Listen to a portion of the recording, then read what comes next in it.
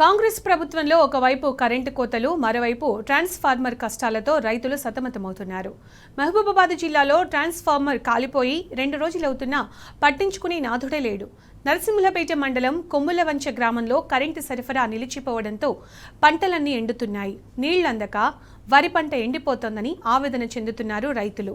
విద్యుత్ సరఫరాను చూడాల్సిన ఎలక్ట్రిసిటీ అధికారులు నిర్లక్ష్యం వహిస్తున్నారు. కాలిపోయిన ట్రాన్స్ఫార్మర్ను రైతులే భుజాన మోసుకుంటూ తీసుకెళ్తున్నారు. రైతులు అధికారులు గింత కూడా మాది భగనటండ ఏటవుతల ఇటు కుమ్మలంచే పోయి కౌలుకు చేస్తానా ఒడ్రోలది. మా ఓనర్ పేరు వర్సు సోమయ్య. దీంతో 3 సార్లు కాలింది.